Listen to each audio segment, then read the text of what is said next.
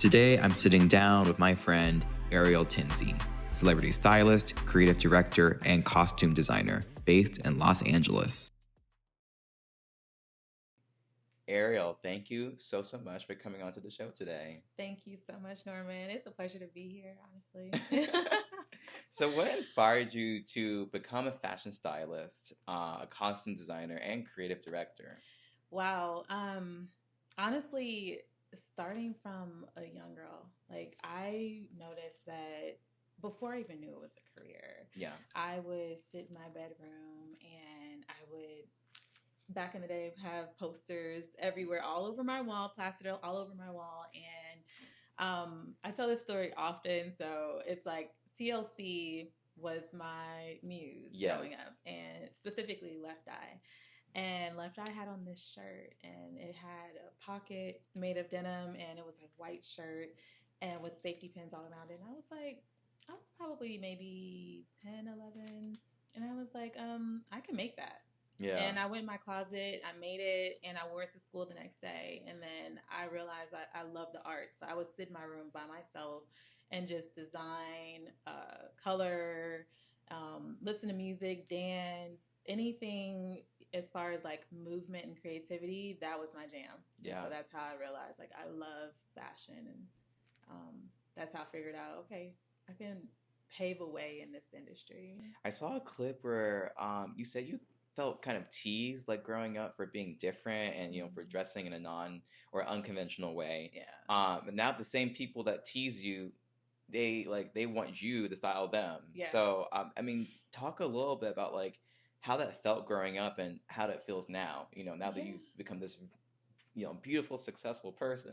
So it definitely was fuel to my fire. So I don't have any like anger towards it or like, what do you say, like vengeance. It's more so like it inspired me. It helped me become who I am. So I essentially like transmuted what was happening around me in my environment. And also sometimes authenticity like circles back. Yes. And so I stay rooted to who I was. And I'm an only child, so like I had no choice but to be me, and for them to now look at me as an inspiration, I'm humbled by it, and it let me know that I stayed true to who I was supposed to be. Yeah. And honestly, I think that, and it's something I'm still learning today, is like where insecurity and jealousy comes from and where to position that really is desire. I was the little girl that would wear blue hair and everyone's like, what is that? Like, I was just a risk taker. Honestly, yes. I would wear different patterns and different colors, whether it matched or not. I didn't care. I was figuring it out, you know, like what works for me, like, and still to this day, I allow myself the freedom to explore textures, colors, patterns, and have fun with it. Like, it doesn't have to be so serious.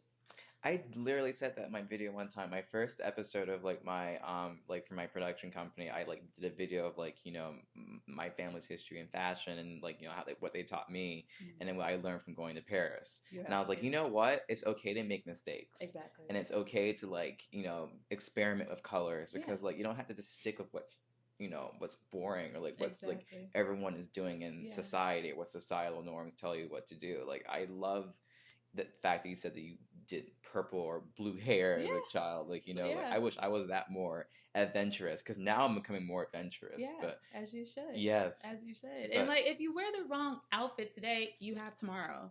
Just put on another outfit. You know, like what's the worst that can happen? That's true. You go down in like a burn book, like what's the worst? The faux pas, it was like a book called Faux Pas, and your name is in it or something. Now, if you keep making the same mistakes, then maybe you need to hire a stylist. Yes.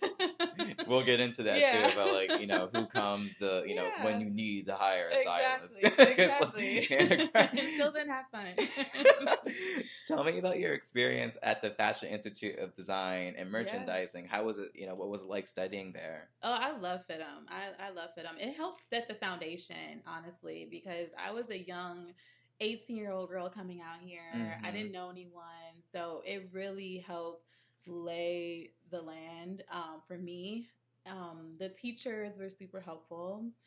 And I have to do a little shout out to like Ray in the Career Center because he was the shout out to Ray.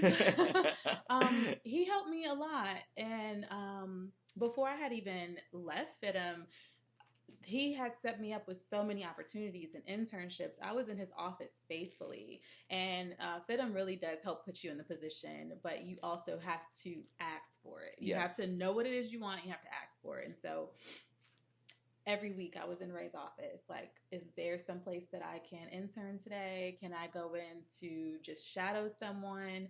I had the opportunity to do a job project with Mattel for Barbie and set up the installations. And like, that was huge. I didn't even realize it then, but like looking back on it, I'm like, wow, like that was a really great opportunity just to beating the displays and putting it together. I was able to work wedding expos and dress models, work Mercedes-Benz Fashion Week when we once had that here in LA, and actually it was the last Mercedes-Benz Fashion Week we had. And so it definitely had a lot of opportunities for, you know, being a part of that community at FIDM, and still to this day, because we have like the costume museum as well. And so like lots of greats such as like Ruth Carter, a part of that museum.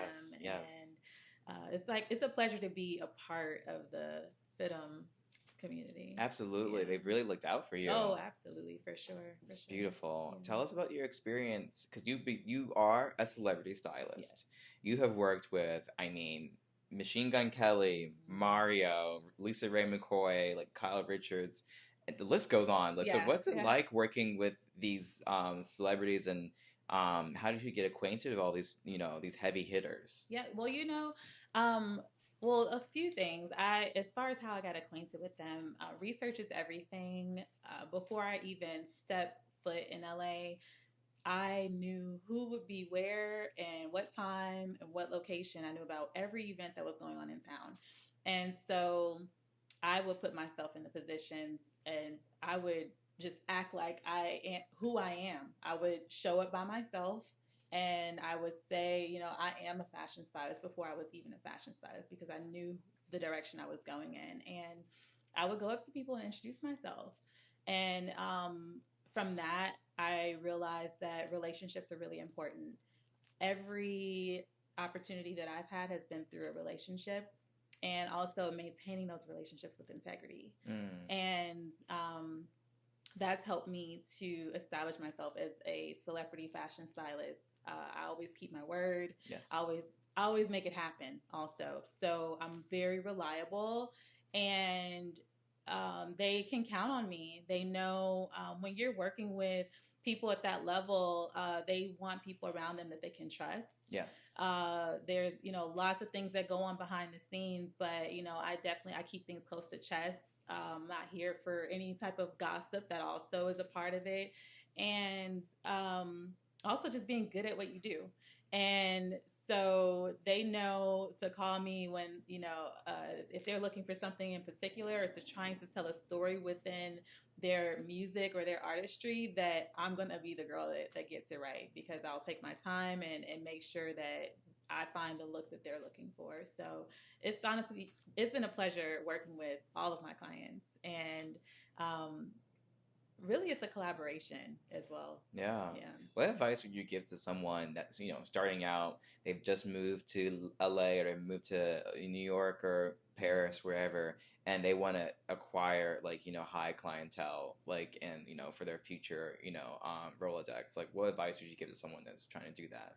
Yeah, I would say, honestly, start off by interning and assisting, like, and actually, like, right now we live in such a fast-paced society where everyone thinks, oh, I could just go and do it. Yeah. But I did a lot of free work to get started. I was assisting and interning every stylist in town so that I could understand not only what to do right, but what they were doing wrong and how I could do it better. Right. And so really just being that fly on the wall and observing and paying attention and staying organized, learning how to do the back end, because there's a lot of like admin things as far as invoicing or keeping your kit organized. What goes in that kit? Right. Right.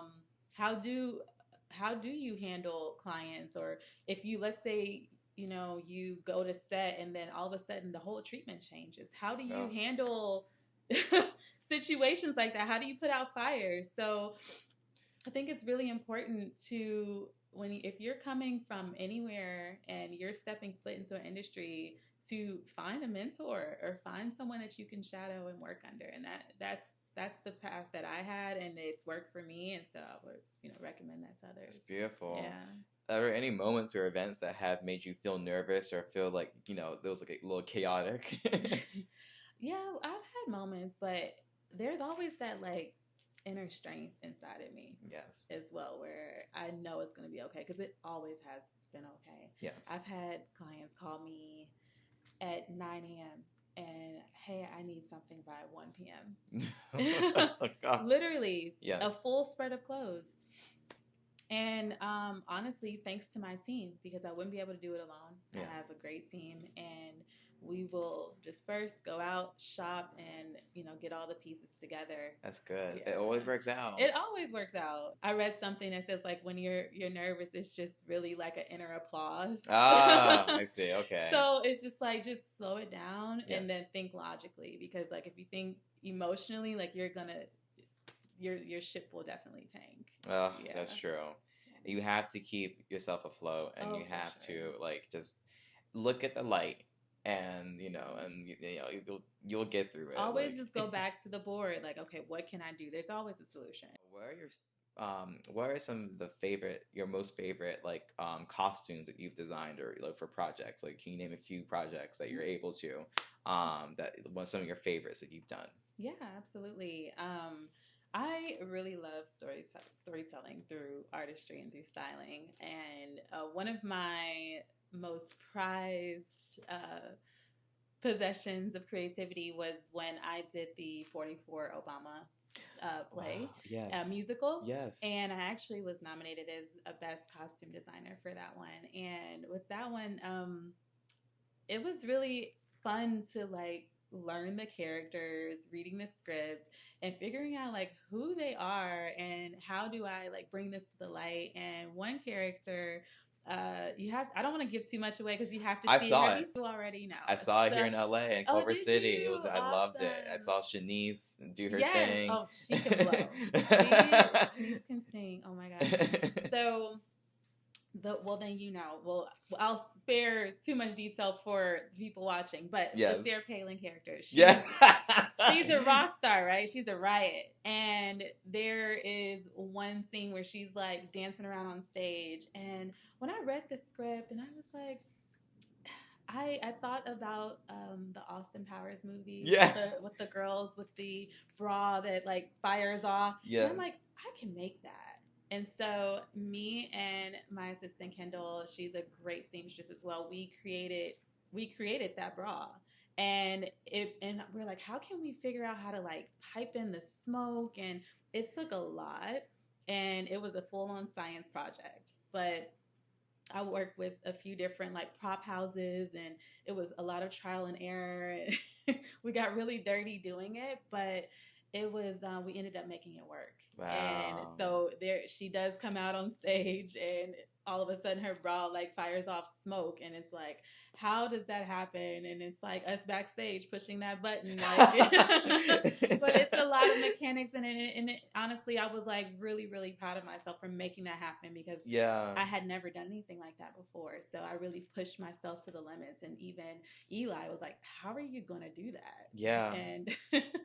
And he's the one who wrote the 44 musical. And I'm like, I don't know, but I'm going to do it. Yes. So that was one of my favorite projects. That is amazing. Yeah. Like going back to that, do you ever like, because he was amazed that you could do this, do you ever shock yourself? Or yeah, for sure. I shock myself all the time with like like having like 3 hours to pull clothes, and then I come in with like 4 racks. So yeah, definitely I'm constantly surpassing my own bar. So what words would you use? Because first of all, this is like a fabulous, beautiful like ensemble you have here. Can you break down this outfit for us? Actually, like we got everything and like show us. Well, actually, please. the tag there. This is a suit by Natasha, and it's made in LA.